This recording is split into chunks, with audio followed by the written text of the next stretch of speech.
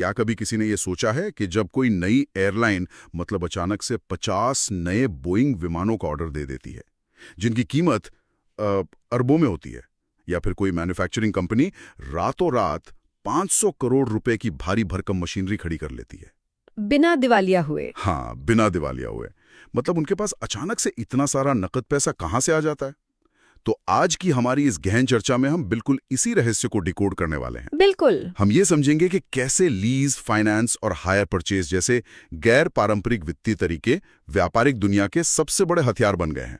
चलिए इसे थोड़ा विस्तार से समझते हैं, क्योंकि ये समझना कि कंपनियां बिना अपनी पूरी पूंजी खर्च किए बड़े उपकरण कैसे हासिल करती हैं, ये किसी भी आधुनिक अर्थव्यवस्था को समझने की कुंजी है। सही कहा आपने। और देखिए, ये विषय सिर्फ अकाउंटिंग या बैलेंस शीट तक सीमित नहीं है। अक्सर जब बड़े व्यापारिक घरानों की बात होती है ना, तो हमारा ध्यान सिर्फ शेयर बाजार या मुनाफे पर होता है। बिल्कुल। लेकिन कोई भी व्यवसाय बुनियादी ढांचे और भारी मशीनों के बिना एक कदम भी आगे नहीं बढ़ सकता। आज के इस चर्चा में हम ये समझेंगे कि समय के साथ पूंजी और संपत्ति के स्वामित्व मतलब मालिकाना हक का पूरा अर्थ ही कैसे बदल गया है। अर्थ ही बदल गया है। हाँ, एक समय था जब किसी चीज का मालिक होना ही सबसे सुरक्षित स्थिति मानी जाती थी, लेकिन आज के व्यापारिक मॉडल में उस चीज का सिर्फ इस्तेमाल कर पाना ज्यादा रणनीतिक और फायदेमंद साबित हो रहा है। तो चलिए इसी बुनियादी फर्क से विश्लेषण की शुरुआत करते हैं। मान लीजिए कोई कंपनी कोई बड़ी संपत्ति जैसे कि कारखाने की मशीन या ट्रकों का बेड़ा हासिल करना चाहती है। ठीक है। और वो पारंपरिक बैंक लोन लेकर अपनी बैलेंस शीट पर कर्ज का बोझ नहीं बढ़ाना चाहती। हाँ। तो उसके पास मुख्य रूप से दो ही रास्ते होते हैं, लीज फाइनेंस और हायर परचेज। बिल्कुल, ये दो मुख्य विकल्प हैं। तो इन दोनों के बीच के उस तकनीकी और व्यवहारिक अंतर को समझना बहुत जरूरी है। यह उपयोग के अधिकार और स्वामित्व के अधिकार के बीच की एक बहुत ही महीन रेखा है। तो आप इसे कैसे समझाएंगी? देखिए, इसे इस तरह से देखा जाना चाहिए। सबसे पहले लीज फाइनेंस की बात करते हैं। यह असल में एक ऐसा कानूनी अनुबंध है जहां संपत्ति का असली मालिक, जिसे वित्तीय भाषा में हम लेसर कहते हैं, वह किसी दूसरी कंपनी या व्यक्ति को, जिसे लेसी कहा जाता है। हाँ बिल्कुल, लेसी को एक तय समय के लिए उस संपत्ति का उपयोग करने का विशेष अधिकार देता है और इसके बदले में लेसी एक निश्चित अवधि पर किराया देता है, जिसे लीज रेंटल कहते हैं। अच्छा, तो ये सिर्फ एक किराए का एग्रीमेंट है?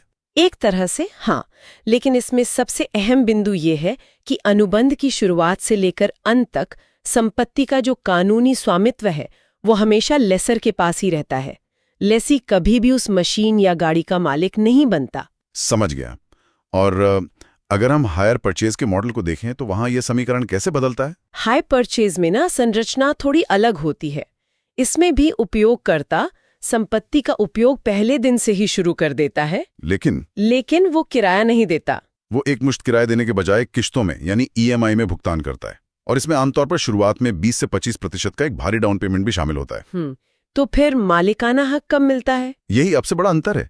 जब अंतिम किस्त चुका दी जाती है, केवल तभी उस संपत्ति का कानूनी स्वामित्व उपयोगकर्ता यानी हायरर को हस्तांतरित होता है।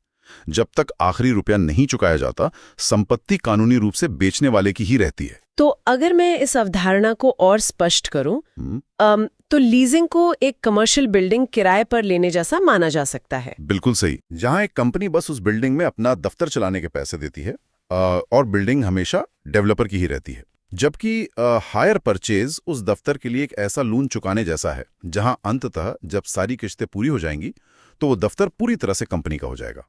एकदम सटीक उदाहरण है। लेकिन एक सवाल है, अगर दोनों ही स्थितियों में कंपनी को मशीन या दफ्तर का इस्तेमाल करने को मिल रहा है, तो एक सीएफओ लीज और हायर परचेज के बीच चुनाव कैसे करता है? मतलब इसके पीछे क्या कोई बड़ा वित्तीय गणित है? बिल्कुल है, और वो गणित असल में डेप्रिसिएशन यानी मूल्यह्रास और उस पर मिलने वाले टैक्स लाभ का है। टैक्स लाभ वो कैसे काम करता है? देखिए, व्यापारिक दुनिया में हर मशीन पुरानी होती है और उसकी कीमत हर साल कम होती है। सरकार इस गिरावट पर टैक्स में छूट देती है। अब जब कोई कंपनी लीज पर मशीन लेती है तो कानूनी मालिक लेसर होता है। तो टैक्स की छूट भी लेसर को मिलेगी? बिल्कुल, इसलिए उस मशीन के पुराने होने पर जो डिप्रिसिएशन का क्लेम है वो लेसर करता है। लेसी केवल जो किराया दे रहा है उसे अपने व्यापारिक खर्च के रूप में दिखाकर टैक्स बचाता है। अच्छा, और हायर परचेज के मामले में? हायर परचेज के मामले में भले ही आखिरी किश्त तक उपयोगकर्ता कानूनी मालिक नहीं बनता, फिर भी आयकर नियमों के तहत डिप्रिसिएशन का सीधा लाभ उस उपयोगकर्ता को ही मिलता है। अरे वाह! तो ये तो सिर्फ इस बात पर निर्भर करता है कि किसे टैक्स बचाने की ज्यादा जरूरत है। एकदम सही पकड़े हैं। मतलब अगर लेसी एक नई कंपनी है जिसका अभी कोई बड़ा मुनाफा नहीं है, तो उसे डिप्रिसिएशन क्लेम करने का कोई खास फायदा तो होगा नहीं। हाँ, क्योंकि उनके पास बचाने के लिए ज्यादा टैक्स है ही नहीं। तो वो लेसर को डिप्रिसिएशन लेने देती है और बदले में लेसर किराए की रकम थोड़ी कम कर देता है। ये तो एक बहुत ही सटीक रणनीति है। बिल्कुल, ये पूरी तरह से एक विन विन सिचुएशन है। अब जब हम इन बुनियादी बातों को समझ ही गए हैं, तो ये जानना भी बहुत दिलचस्प होगा कि भारत जैसे विकासशील देश में इन वित्तीय उपकरणों ने कब और कैसे जोर पकड़ा। भारत में इसका इतिहास ना बहुत सी आर्थिक परतों को खोलता है। अगर हम लीजिंग की बात करें तो इसकी शुरुआत 1973 में हुई थी। 1973 में? यस। इतनी जल्दी? हाँ, first leasing company of India limited के नाम से इसे फारूक ईरानी और एसी मुथैया ने स्थापित किया था। लेकिन यहाँ जो बात सबसे अधिक आकर्षित करती है वो ये है कि 1980 तक, यानी पूरे 7 साल तक, ये भारत की इकलौती लीजिंग कंपनी थी। क्या बात कर रही है? 7 साल तक एकाधिकार? मतलब बाजार में कोई प्रतिस्पर्धा ही नहीं थी? बिल्कुल नहीं, वे अकेले ही पूरा बाजार चला रहे थे। तो फिर बाजार में अचानक ऐसा क्या बदला कि ये एक बड़े उद्योग में तब्दील हो गया? उछाल आना शुरू हुआ 1981 के आसपास। सुंदरम फाइनेंस और कुछ अन्य कंपनियां जो पहले से ही कमर्शियल वाहनों के हायर परचेज में शामिल थीं, उन्होंने लीजिंग में कदम रखा। हाँ, तो पुराने खिलाड़ी नए मैदान में उतरे। हाँ, और फिर 1983 आते आते तो ये एक तरह की बाढ़ में ही बदल गया। आईसीआईसीआई जैसे बड़े वित्तीय संस्थानों और कमर्शियल बैंकों ने भी लीजिंग में प्रवेश किया। स्थिति इतनी तेजी से बदली कि रिजर्व बैंक को आरबीआई को दखल देना पड़ा। बिल्कुल, आरबीआई को जीएस दाहोत्र समिति बनानी पड़ी ताकि कमर्शियल बैंकों के लिए दिशा निर्देश तैयार किए जा सके। लेकिन यहाँ मुझे एक बात खटक रही है। क्या? अगर 1980 के दशक में अचानक इतनी सारी कंपनियां सिर्फ लीजिंग में आ गईं, तो क्या ये कोई टैक्स घोटाला या अकाउंटिंग लूपहोल था जिसका सब फायदा उठाना चाहते थे? ये सवाल बहुत लोग उठाते हैं। क्योंकि देखिए, जब भी वित्तीय बाजार में अचानक ऐसा उछाल आता है ना, तो अक्सर उसके पीछे सिर्फ कर बचाने की मंशा होती है, न कि कोई वास्तविक बुनियादी ढांचे का विकास। ये बहुत ही तीखा लेकिन एकदम सही सवाल है। उस समय के परिदृश्य का विश्लेषण करें तो दोनों ही बातें सच हैं। मतलब टैक्स भी कारण का? टैक्स लाभ निश्चित रूप से एक बहुत बड़ा ट्रिगर था जिसने कंपनियों को अपनी ओर खींचा। लेकिन अगर हम सिर्फ टैक्स को कारण मानेंगे तो हम उस समय की वास्तविक आर्थिक मजबूरी को नजरअंदाज कर देंगे। आर्थिक मजबूरी? 1980 के दशक में क्या चल रहा था ऐसा? 1980 के दशक में भारतीय पूंजी बाजार में यानी कैपिटल मार्केट्स में बहुत उतार चढ़ाव था। बैंकों से लोन मिलना आज जितना आसान बिल्कुल नहीं था और ब्याज दरें आसमान छू रही थीं। ओह, तो पैसा जुटाना ही मुश्किल था। हाँ, जब बाजार से इक्विटी के जरिए पैसा जुटाना मुश्किल होता था, तब विस्तार करने की चाह रखने वाली कंपनियों को वैकल्पिक रास्तों की जरूरत थी। लीजिंग ने उन्हें वो संजीवनी दी। यानी ये मुश्किल आर्थिक माहौल में व्यापार को बचाए रखने और आगे बढ़ाने का एक जरूरी टूल बन गया था। बिल्कुल। और अगर हायर परचेज की बात करें तो उसका इतिहास तो और भी पुराना होना चाहिए, है ना? क्योंकि किश्तों का कॉन्सेप्ट तो काफी समय से मौजूद है। सही कहा। हायर परचेज का इतिहास भारत में लगभग 1 सदी पुराना है। ये 1920 और 30 के दशक में शुरू हुआ था। 1920 का दशक? ये तो बहुत पीछे की बात है। हाँ, उस समय कमर्शियल क्रेडिट कॉर्पोरेशन जैसी कंपनियों ने मद्रास में इसकी शुरुआत की। और पता है, उस दौर में सिंगर सिलाई मशीन और मर्फी रेडियो के डीलरों ने इस तरीके को बहुत आक्रामकता से अपनाया। मर्फी रेडियो और सिलाई मशीनें? मतलब आज जो कॉन्सेप्ट हवाई जहाजों और भारी कारखानों के लिए इस्तेमाल होता है, उसकी जड़ें साधारण घरेलू उपकरणों में हैं। बिल्कुल। लेकिन उन डीलरों ने ये जोखिम क्यों लिया? किश्तों पर सामान देना तो हमेशा जोखिम भरा होता है। क्योंकि उस समय एक सिलाई मशीन या रेडियो आम आदमी की पहुंच से बहुत दूर एक लग्जरी आइटम हुआ करता था। एक मुश्त पैसा देकर उन्हें खरीदना लगभग असंभव था। अच्छा, तो ये मार्केट को बड़ा करने का तरीका था। बिल्कुल। हायर परचेज ने न केवल उस उत्पाद को आम जनता तक पहुंचाया, बल्कि डीलरों के लिए एक निरंतर राजस्व का स्रोत भी तैयार किया। और यही मॉडल बाद में कमर्शियल वाहनों यानी ट्रक्स और बसों के लिए एक मानक बन गया। तो इतिहास के इस सफर से निकलकर अगर हम आज के परिदृश्य में आएं, तो एक बात स्पष्ट है कि अलग अलग उद्योगों की जरूरतें अलग होती हैं। हाँ, बिल्कुल। मतलब एक लॉजिस्टिक्स कंपनी की जरूरत एक एयरलाइन या किसी आईटी कंपनी से बिल्कुल भिन्न होगी। और इसी वजह से लीजिंग केवल एक साधारण किराए के अनुबंध तक सीमित नहीं रह गई है। इसके कई रूप सामने आ चुके हैं। बिल्कुल सही। व्यापारिक संरचनाओं में मुख्य रूप से 3 तरह की लीज सबसे ज्यादा इस्तेमाल होती हैं। पहली है फाइनेंस लीज, जिसे कैपिटल लीज भी कहा जाता है। ये कैसे काम करती है? ये आमतौर पर किसी मशीन के पूरे आर्थिक जीवन काल तक चलती है। और सबसे बड़ी बात, इसे आप बीच में रद्द नहीं कर सकते। इसमें रख रखाव, मरम्मत और इंश्योरेंस की पूरी जिम्मेदारी उपयोगकर्ता यानी लेसी की होती है। तो मतलब लेसर को कुछ नहीं करना होता? हाँ, लेसर एक तरह से सिर्फ एक फाइनेंसर होता है जो अपना पैसा और ब्याज वसूलता है। समझ गया। और दूसरी श्रेणी कौन सी है? दूसरी है ऑपरेटिंग लीज।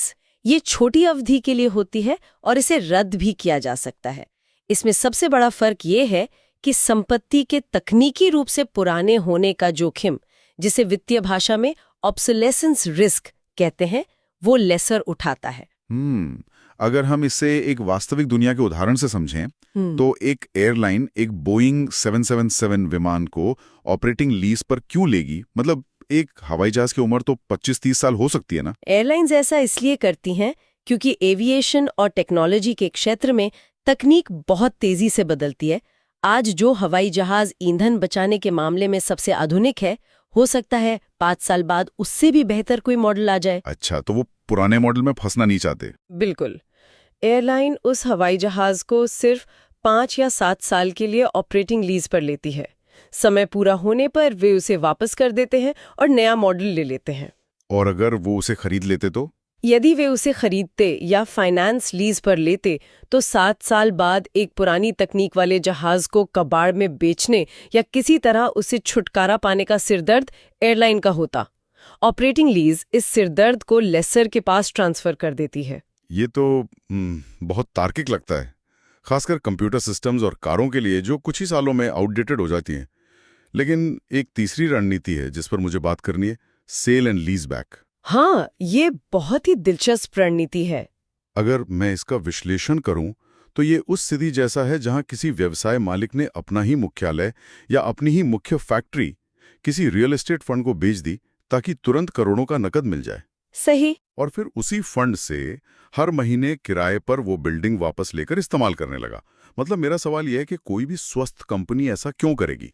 ये तो स्पष्ट रूप से वित्तीय हताशा का संकेत लगता है, अपना ही घर बेचकर उसमें किराएदार बन जाना। देखिए, ये एक बहुत ही स्वाभाविक निष्कर्ष है जो बाहर से देखने पर लगता है। तो अंदर की कहानी क्या है? व्यापारिक रणनीति के स्तर पर इससे हताशा नहीं, बल्कि पूंजी का अनुकूलन यानी कैपिटल ऑप्टिमाइजेशन कहा जाता है। कल्पना करें कि एक कंपनी के पास एक बहुत बड़ी और महंगी फैक्ट्री की बिल्डिंग है जो उनकी अपनी है। वो बिल्डिंग बैलेंस शीट पर एक डेड एसेट है। उसका मूल्य 500 करोड़ हो सकता है, लेकिन वो ईंट और गारे में फंसा हुआ है। अचानक कंपनी को अपने व्यापार के विस्तार के लिए भारी मात्रा में नकद की जरूरत पड़ती है। कोई नई कंपनी खरीदने के लिए या शायद नया प्रोडक्ट लॉन्च करने के लिए? बिल्कुल। तो वे उस ईंट और गारे को तरल नकद में बदल देते हैं। वो कैसे? बिल्डिंग बेचकर? हाँ, वे अपनी उस बिल्डिंग को किसी बड़े वित्तीय संस्थान को बेच देते हैं।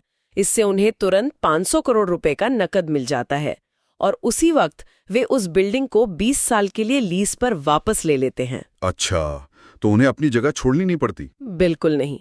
कंपनी का काम एक दिन के लिए भी नहीं रुकता, लेकिन अब उनके पास 500 करोड़ रुपए हैं जिसे वे अपने मुख्य व्यवसाय में लगा सकते हैं, जहां से वे 20 या 30% का रिटर्न कमा सकते हैं, जो कि बिल्डिंग के किराए से कहीं अधिक होगा। अरे वाह, ये वाकई एक बहुत ही आक्रामक और स्मार्ट वित्तीय रणनीति है। अब मुझे समझ आ रहा है कि क्यों ये रणनीतियां इतनी लोकप्रिय हैं।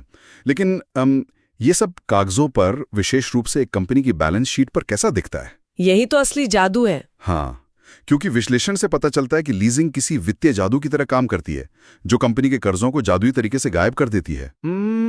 गायब करना शायद सही शब्द न हो, लेकिन हाँ, ये एक बहुत बड़ा रणनीतिक लाभ है।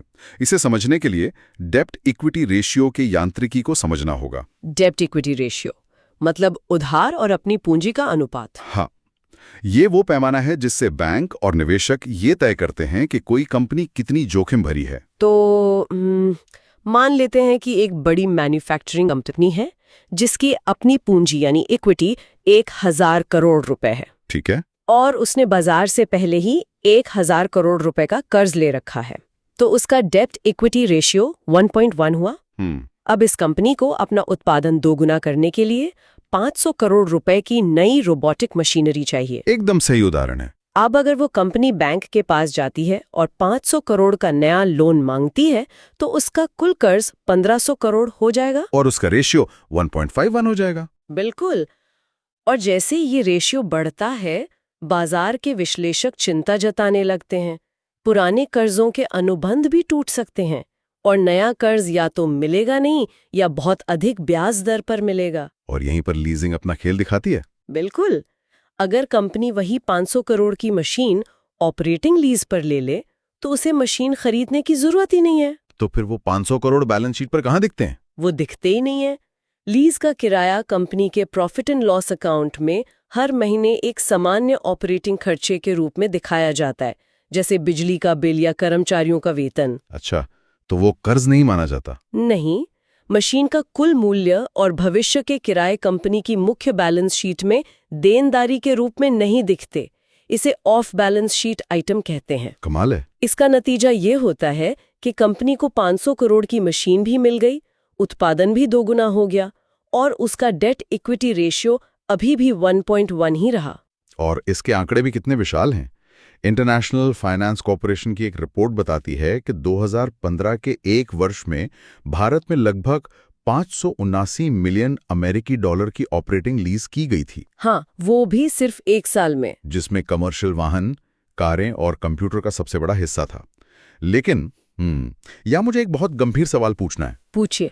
अगर कोई कंपनी 500 करोड़ रुपए के भविष्य के किराए का भुगतान करने के लिए कानूनी रूप से बंधी हुई है, लेकिन वो उसे अपनी बैलेंस शीट पर कर्ज के रूप में नहीं दिखा रही है, तो क्या ये सीधे तौर पर निवेशकों की आंखों में धूल झोंकना नहीं है? ये एक बहुत ही वाजिब चिंता है। मतलब अगर कल को कंपनी दिवालिया हो जाती है तो निवेशकों को तो पता ही नहीं था कि इतना बड़ा ऑफ बैलेंस शीट जोखिम पर्दे के पीछे छिपा हुआ था। ये एक बेहद महत्वपूर्ण और संस्थागत स्तर की चिंता है।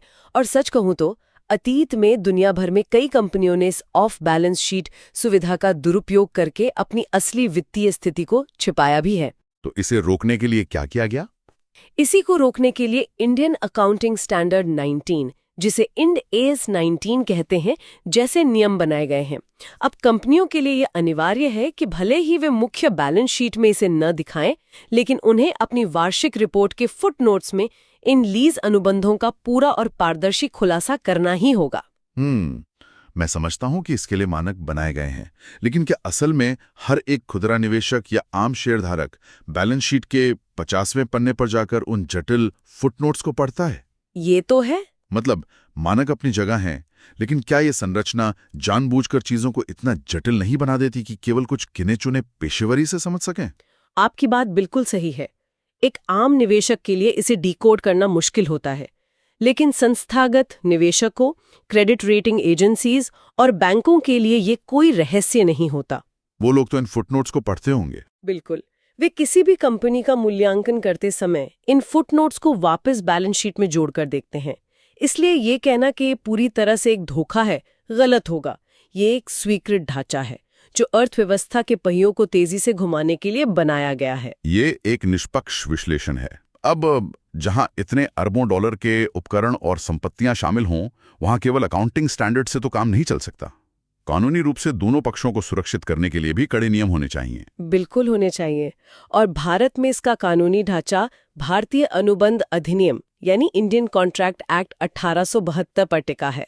इसके तहत लीज को बेलमेंट की श्रेणी में रखा गया है। बेलमेंट, ये कानूनी सिद्धांत व्यावहारिक रूप से कैसे काम करता है? मतलब ये कंपनियों को किस तरह की सुरक्षा देता है? देखिए, बेलमेंट का सिद्धांत ये तय करता है कि जब एक व्यक्ति, जिसे बेलर कहते हैं, किसी दूसरे व्यक्ति यानी बेली को किसी खास उद्देश्य से कोई सामान सौंपता है तो दोनों के अधिकार क्या होंगे। क्या आप कोई उदाहरण दे सकती हैं? मान लीजिए एक लीज पर ली गई भारी क्रेन किसी कंस्ट्रक्शन साइट पर दुर्घटनाग्रस्त हो जाती है। अब नुकसान की भरपाई कौन करेगा? बेलमेंट के नियम स्पष्ट करते हैं कि लेसर की जिम्मेदारी यह सुनिश्चित करना है कि क्रेन उपयोग के लायक और सुरक्षित स्थिति में दी गई थी। और लेसी की जिम्मेदारी क्या है? वहीं लेसी की जिम्मेदारी है कि वह उस क्रेन की वैसी ही उचित देखभाल करे जैसे कोई आम समझदार इंसान अपनी खुद की चीज की करता है। यह सिद्धांत ये सुनिश्चित करता है कि मालिकाना हक न होने के बावजूद संपत्ति का दुरुपयोग न हो। और हायर परचेज के मामले में क्या स्थिति है? वहाँ हायर परचेज एक्ट 1972 लागू होता है। इसमें विक्रेता और खरीदार दोनों के कर्तव्य बहुत कड़ाई से परिभाषित है। सबसे महत्वपूर्ण बात यह है कि जब तक उपयोगकर्ता अंतिम किश्त नहीं चुका देता, वह उस संपत्ति को किसी तीसरे व्यक्ति को बेच नहीं सकता और ना ही गिरवी रख सकता है। बिल्कुल नहीं। अगर वो किस्त देने में चूक करता है तो असली मालिक को बिना किसी लंबी अदालती कार्यवाही के उस संपत्ति को वापस जब्त करने का यानी रीपोजेस करने का पूरा कानूनी अधिकार होता है। ये तो काफी सख्त नियम है। और इन सब में देश के केंद्रीय बैंक यानी आरबीआई का क्या रुख है? क्योंकि अंततः इस पूरी व्यवस्था में तरलता मतलब लिक्विडिटी तो बैंकों से ही आ रही है ना। आरबीआई का रुख इस मामले में बहुत संतुलित लेकिन सतर्क है। आरबीआई बैंकों को अनुमति देता है कि वो लीजिंग कर सकते हैं, लेकिन उन्होंने एक बहुत सख्त सीमा तय की है। क्या सीमा है? किसी भी बैंक की लीजिंग गतिविधियों का कुल एक्सपोजर उसके द्वारा दिए गए कुल उधार के 10% से अधिक नहीं होना चाहिए। सिर्फ 10%? ये सीमा क्यों लगाई गई है? क्या आरबीआई को लगता है कि ये क्षेत्र बहुत अधिक जोखिम भरा है? ये सिर्फ लीजिंग के जोखिम की बात नहीं है, बल्कि ये पूरी अर्थव्यवस्था में पूंजी के प्रवाह को संतुलित रखने की रणनीति है। देखिए, कमर्शियल बैंकों का मुख्य काम है आम लोगों और व्यवसायों को लोन देना, जिससे अर्थव्यवस्था में पैसे का प्रवाह बना रहे। बिल्कुल। अगर बैंक अपना सारा पैसा हवाई जहाज़ों और बड़े जहाज़ों को लीज पर देने में लगा देंगे, क्योंकि वहां रिटर्न बड़ा और एकमुश्त होता है, तो छोटे और मध्यम उद्योगों या घर बनाने के लिए लोन लेने वालों को पैसा कौन देगा? ओहो, ये तो पूरा सिस्टम ही बिगड़ जाएगा। बिल्कुल। इसलिए ये 10% की सीमा और इन संपत्तियों पर 100% का रिस्क वेटेज ये सुनिश्चित करता है कि बैंक लीजिंग के आकर्षण में अपनी मुख्य भूमिका से भटक न जाए। ये एक बहुत ही व्यापक मैक्रो इकोनॉमिक दृष्टिकोण है। आज के इस गहन विश्लेषण ने वाकई कई जटिल वित्तीय परतों को खोला है। सच में।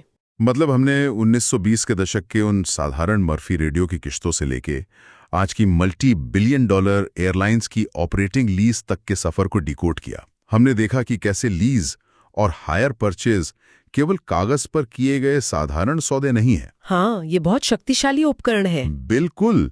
ये संपत्तियों को हासिल करने, करों को अनुकूलित करने, बैलेंस शीट को स्मार्ट तरीके से प्रबंधित करने और सबसे बढ़कर किसी भी व्यवसाय के निर्बाध विकास को सुनिश्चित करने वाले बेहद परिष्कृत उपकरण हैं। बिल्कुल। इस चर्चा का सबसे बड़ा निष्कर्ष ये है कि पूंजी का सबसे अच्छा उपयोग केवल संपत्तियों को खरीदने और उन्हें बैलेंस शीट पर जमा करने में नहीं है, बल्कि उस पूंजी को सही जगह पर काम पर लगाने में है। सही बात है। अगली बार जब कोई सड़क पर दौड़ते ट्रकों के एक नए बेड़े को या किसी नई मैन्युफैक्चरिंग इकाई को देखेगा ना, तो उसे केवल उनका आकार या कीमत नहीं, बल्कि वो वित्तीय इंजीनियरिंग देखनी चाहिए जो बिना सारा नकद खर्च किए उस विकास को संभव बना रही है। ये एक बेहतरीन नजरिया है।